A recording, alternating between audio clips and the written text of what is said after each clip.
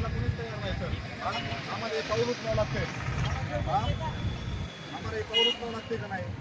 दखल घेतली असती तर दखल घेतली असती तर मला आज प्रशासनाचे विरोध करावं लागतं का?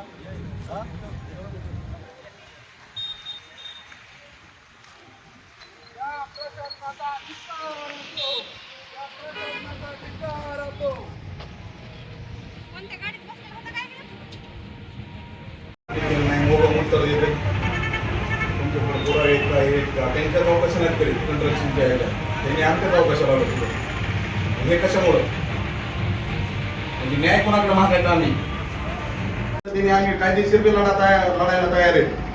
शोषित वंचित घटकासाठी आम्ही लढतो, रस्त्यावर येतो.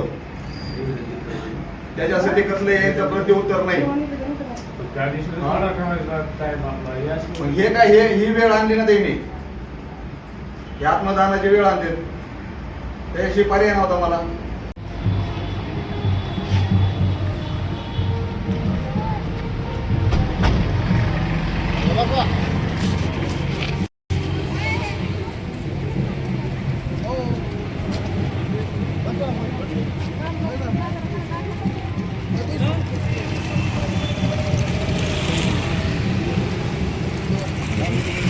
काय चाललंय?